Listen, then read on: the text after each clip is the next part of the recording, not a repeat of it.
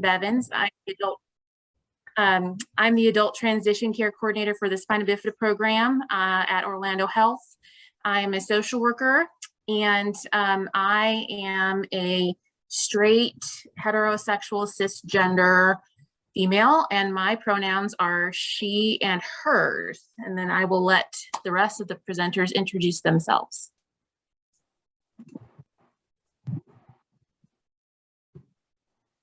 Oh, I'm next. So I'm Carlin Briegel. I'm a clinical psychologist from Boulder, Colorado. I work in private practice, primarily with autistic adults and adolescents and adults with ADHD. I am bisexual and non-binary. So she, her is fine, but I also like they, them, and I'm not picky about pronouns. Can we hold for just one moment? I'm sorry, I just realized that I'm not showing the slides.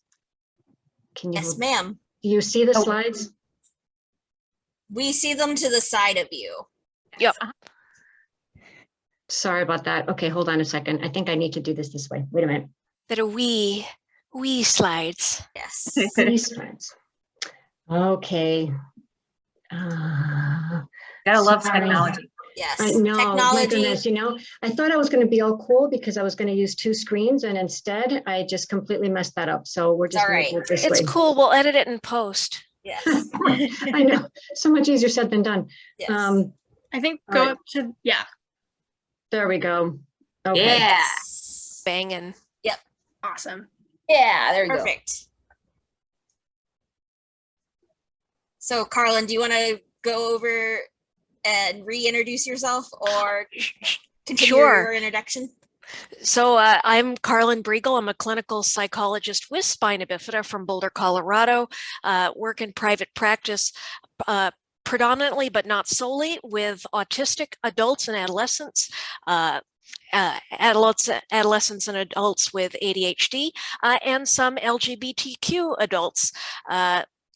I'm bisexual and also non-binary, so I'm not finicky about pronouns, but primarily use she, her, hers, and they, them. All right. So my name is Libby Powers. I am my pronouns are she, her, and I identify as bisexual. And I am a research assistant at the Human Engineering Research Laboratories in Pittsburgh, Pennsylvania, where we study and research quality of life technology for assistive and rehabilitation. And I am happy to be here. I'm a part of the Adult Advisory Council for the Spina Bifida Association, among other committees. And I'm just really happy to be here. Sammy? I am Sammy Perez. As you can see, I'm a part of the Adult Advisory Council for the SBA, and my pronouns are she, they, and I just like people, don't really have a label. Perfect. My name is Milton Golan. I'm a person with Spina Bifida. I have a master's degree in psychology. My pronouns are he, him. I'm a straight person. That's it. Oh, thank you so much, Milton. And we'll go ahead and do introductions after with the group, maybe after the Q&A. But thank you so much. It's good to see you, by the way. Yes. Totally. So I would like to just, before we go ahead and get into the nitty-gritty of our discussion, I just wanted to kind of do an opening statement before we kind of went into it. And this is really to say that this is Spina Bifida Association's first meeting to address the LGBTQIA plus community, and it's in response to SBA's constituents' request to begin these conversations related to this community. And as such, the things that we're going to be talking about this evening are kind of general, and it's more of a overview of major topics related to the LGBTQIA plus community. So while there are many rabbit holes that we could go down and many side conversations we can have, this is kind of like our first go at it, our first icebreaker. So just so that you all know that, that's kind of where we're going to be going with our conversation today. And in light of recent events that have occurred in our country, we wanted to make sure that we let you all know that we understand that there are some very valid fears and concerns that are related to the rights and liberties of the LGBTQIA plus community. We want to let you know that we acknowledge and we're sensitive to those, but we're going to refrain from any political rhetoric during this discussion. If you have a very strong concern, or if you have any opinions that you want to voice, you are more than welcome to reach out to me at any time. My contact information will be at the end of this webinar, or you can reach out to SBA National Resource Center. So with that, I am very happy to begin, and I'm going to turn it over to Carlin and Libby to talk about terminology. Great. Carlin, do you want to start with this one, and then I will take the next one? Absolutely. So we're just going to go over some terms for folks.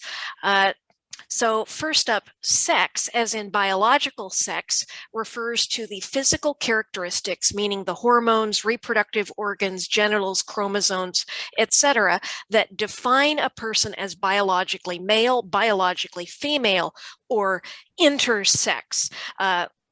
And there are multiple types of intersexuality that are neither classified as male or female biologically. Gender, on the other hand, refers to the norms, traditions, shared experiences, beliefs, outward expression and performance, and your internal felt experience that define and inform masculinity, femininity, and other gender identities and roles. Great.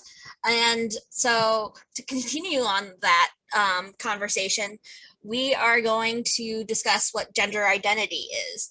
A gender identity is a person's general sense of themselves as fundamentally male, female, neither, both, either, or some culturally recognized third gender. And then gender presentation is a person's appearance or presentation in the world as fundamentally male and masculine, female, feminine, androgynous, or some culturally recognized third gender based on their clothing, behavior, and outward physical characteristics. Shall I take this one? Cool. Cisgender means that a person identifies with the gender they were assigned at birth. So the doctor said it's a girl, and that person says, "Yep, that's fine. I'm female." They would be considered cisgender. Or the doctor said, "Congratulations, it's a boy," and that person says, "Yep, I identify as male." Again, they would be considered cisgender. Transgender is someone who identifies with a gender different from the gender they were assigned at birth, from the Latin on the other side. So trans men were assigned female at birth, but currently identify as male. Trans women were assigned male at birth, but identify as female. And occasionally non-binary people are classified as trans or classify themselves as trans, and sometimes non-binary folks are not classified that way or do not self-identify that way. So ask your local non-binary person how they self-identify.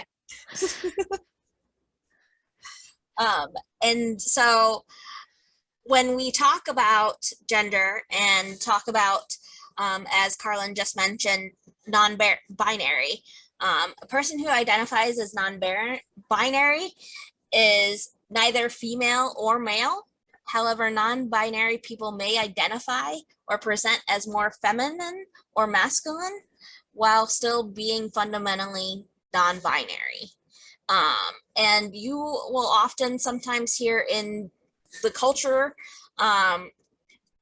somebody discussing being AFAB or ANAB, and that means assigned female at birth or assigned male at birth.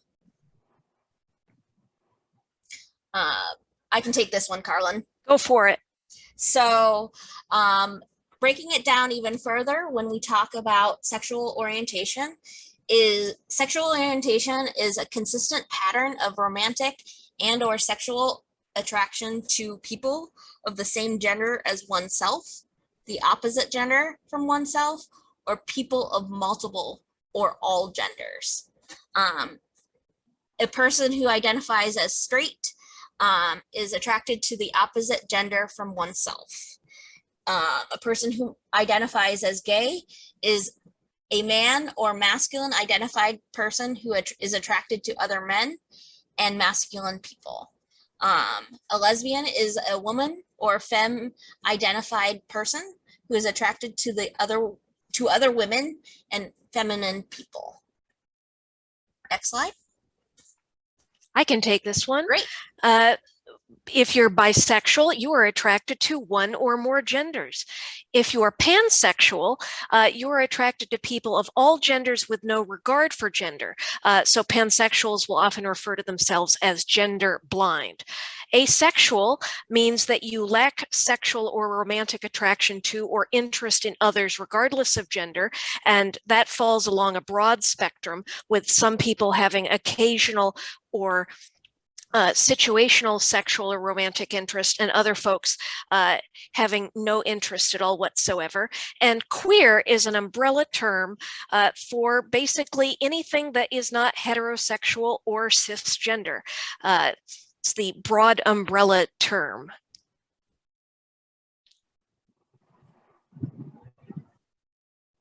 You want to take this one, Carlin? Sure. This is just a gender-bred person. Separating or delineating the difference of here we see the person's biological sex, we see their outward expression, their identity is how they identify or conceptualize themselves in their brain, and their heart is their attraction to other people. So it is often in this community, the LGBTQIA plus community, individuals who identify as being a part of the community often go through a process called coming out.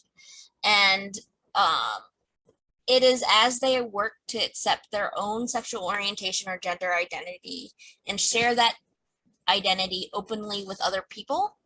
And it's important to note that not everyone comes out in the same way. Not everyone comes out to everybody in their lives or comes out to everybody at the same time.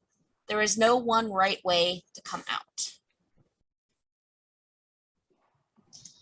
Coming out isn't, this is another very important thing. Coming out is not a one-time thing. Individuals assume that it's a one-time thing because some people assume that the people that they meet are all straight. And so coming out is a constant process. Every time a member of the LGBTQIA plus person meets someone new, whether that's a friend or a coworker or a provider, like in healthcare, they have to decide if and when and how to come out, to discuss the importance of who they are and what that means for their overall well-being and health, in reference to meeting with a specific medical provider like a OBGYN, etc.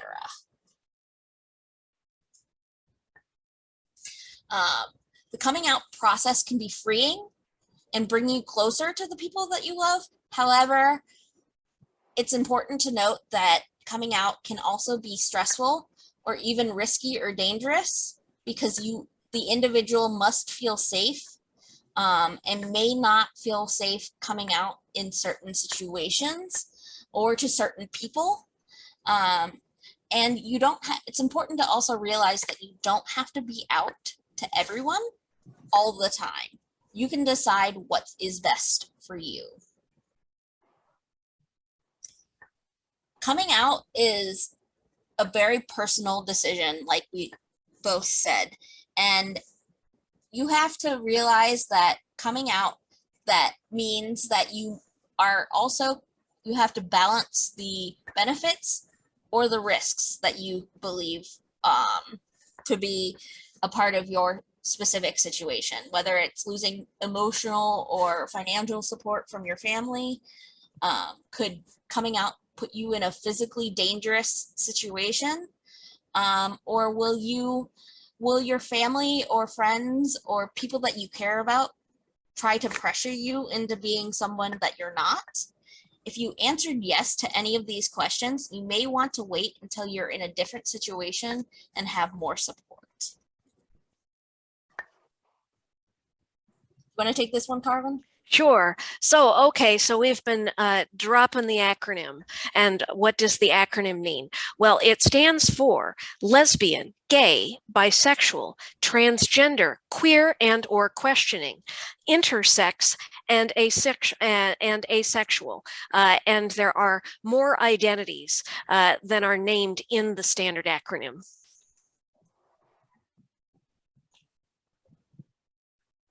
So I think, yes, here we go. So this is actually, so now that we've talked about like the terms and what they all mean and all of those things, now we really need to talk about how do gender identity and sexuality intersect with individuals with spina bifida.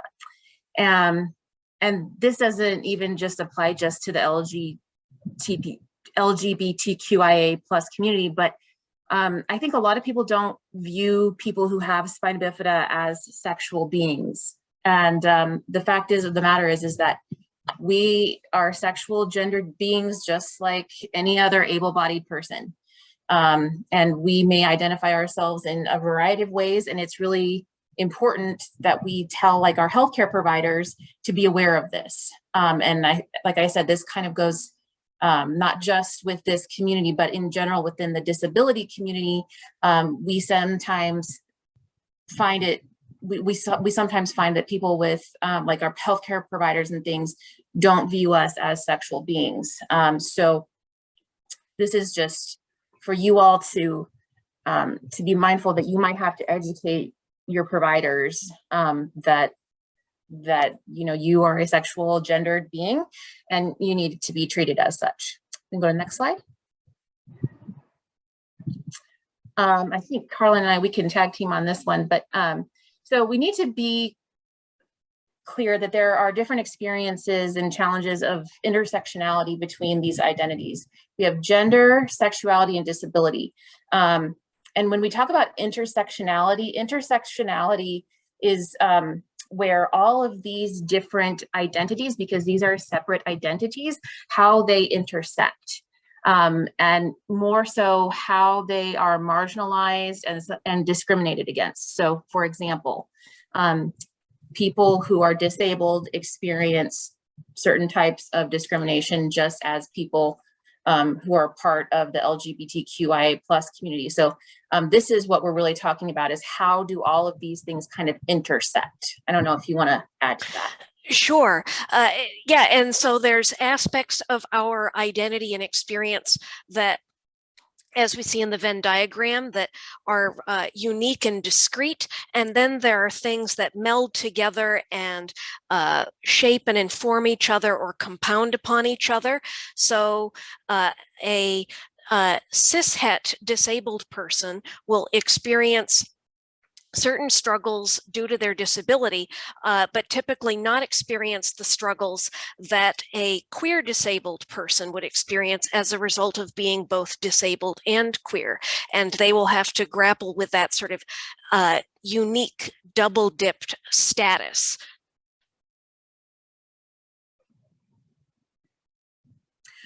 So this just talks about the experiences and challenges of intersectional identities.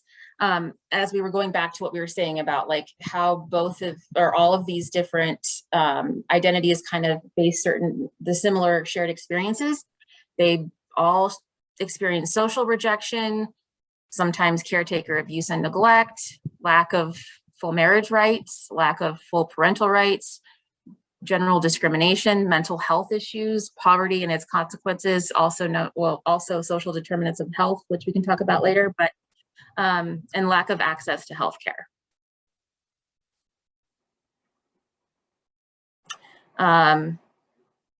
People who are both queer and disabled may find all of these struggles compounded, as we said. So if you're disabled and you're queer, it's like you're kind of getting a double whammy on that, being discriminated against. And people feel marginalized, and they feel, you know, they feel like marginalized in the queer or disabled communities, as well as the larger society.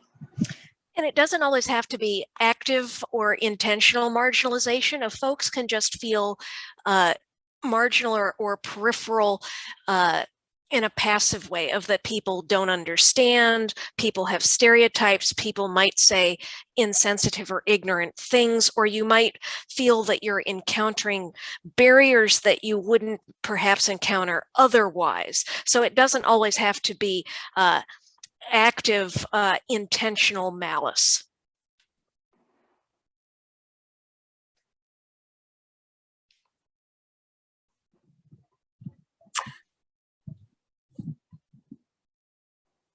So some of the obstacles and challenges for the queer and disabled, there's many of them, but a few that are really important are SSI benefits and marriage rights.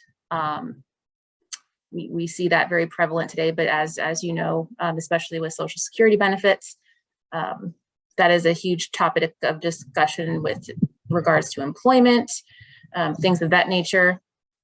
But this affects both queer and cisgender people with disabilities.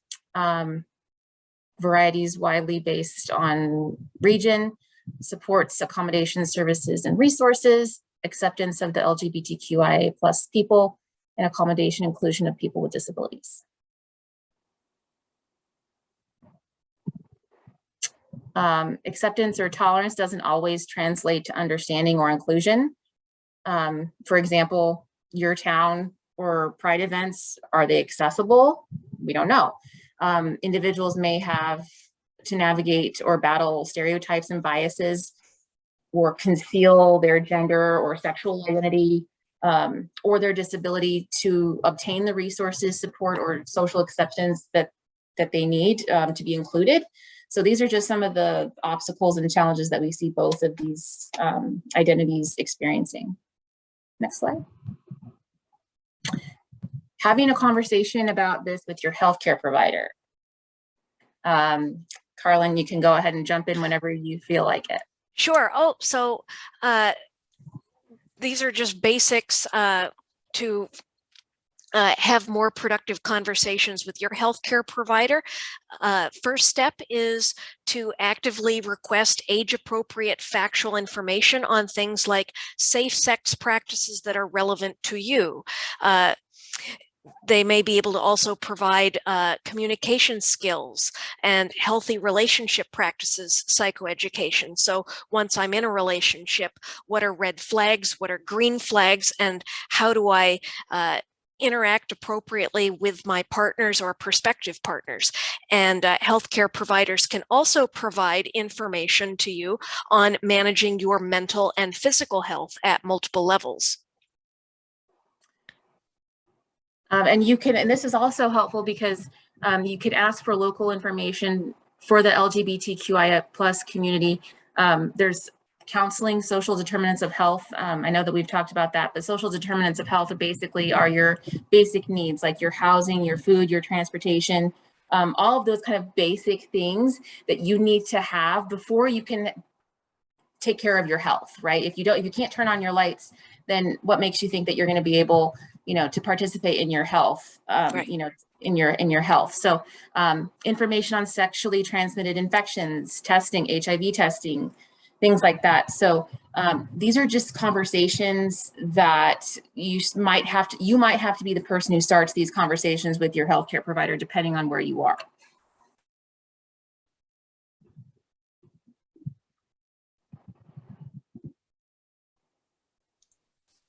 There is support out there.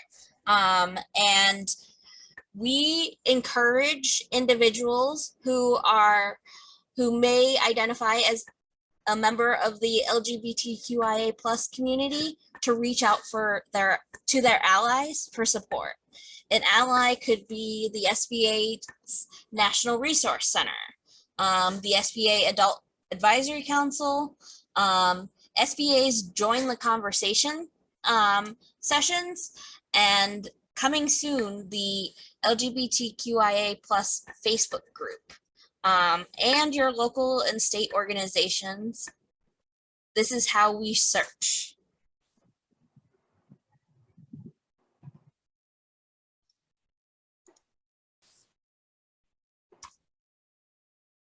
So we encourage individuals to take the power of the information available to them in their hands to their appointments, to the meeting with their providers, specifically the guidelines for the care of people with spina bifida specifically goes over sexual health and education guidelines that can help make practices for providers more inclusive and more beneficial for their individual patients. You can download it. There's an app. You can have healthcare guidelines right on your phone. Oh. Download it.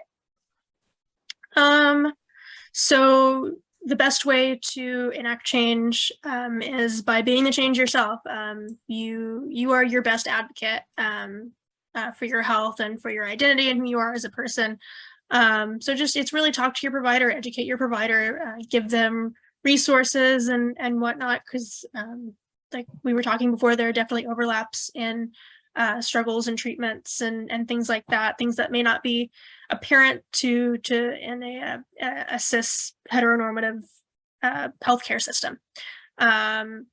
So, I mean, these are all in our guidelines, creating an environment which an adult feels comfortable discussing that's up to the provider to make for you, and it's okay to remind them of that. You want to go to, okay. Be more aware of the, this is for providers, or if you want to suggest this to your provider, help your provider, help yourself. So you want to be more aware of the mental and overall well-being of those in the LGBTQIA plus community who also have spina bifida. Ways that your provider can be more proactive in being aware of this is asking your pronouns and using your preferred name. Ensuring that transgender patients receive appropriate primary care cancer screening. So, for example, if you are a transgender woman who still has some male organs, then you might need to get those specific cancer screenings, such as like prostate cancer, and vice versa for those who are female to male. Things like ovarian and uterine cancer and so on and so forth. You'll want to remind your providers that, working with the health insurance providers to reduce the risk that one of your claims will be rejected because the patient, or because you, the patient, your gender marker doesn't match maybe the test that was conducted. Again, there's the example of being a transgender woman who has a prostate examination. This is all taken from an article from coveris.com, which I found very, very enlightening and helpful. If you want to go to the next slide. Maintain a current list of appropriate referrals, therapists, psychologists, and psychiatrists with experience with the LGBTQ population, endocrinologists with expertise in transgender patients, reproductive endocrinologists and expertise in caring for adult and geriatric transgender patients, surgeons with expertise with chest reconstruction, facial contouring, and overall gender reassignment procedures. I just found this quote from the article it summed it up really well. LGBTQ patients frequently experience healthcare disparities You have the opportunity to change the narrative, to reduce fear, exceed expectations, improve patient satisfaction, and change lives for the better. Implement a few or all of these recommendations listed above, and you'll be well on your way to providing a culturally competent healthcare for your LGBTQ patients. These are some just little websites that were again listed in that article that you can suggest to your provider and their team. The first one has a PowerPoint just like this one, or very similar, that goes a little bit more in depth, and it offers continuing education credits, which if you don't know, that's what your provider needs to keep their licensure up to date, no matter what field they're in. So that's a great bonus for them. So suggest these to them and help them be more active and helping create a safer environment for you to get treatment. And these are just some textbooks in case, you know, maybe your provider isn't so tech savvy. Maybe they like to do it the old-fashioned way and read some books about the LGBTQ community as well.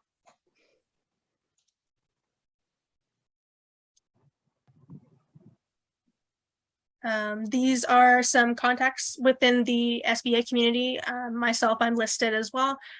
Everybody on this panel, I believe, is listed. If you have questions and you don't feel comfortable putting them in the chat, or if you find something later, or you need resources or something like that, please reach out to any of us. We're willing and ready and able to help you find the answers for yourself. And I'm putting my contact information in the chat right as we speak.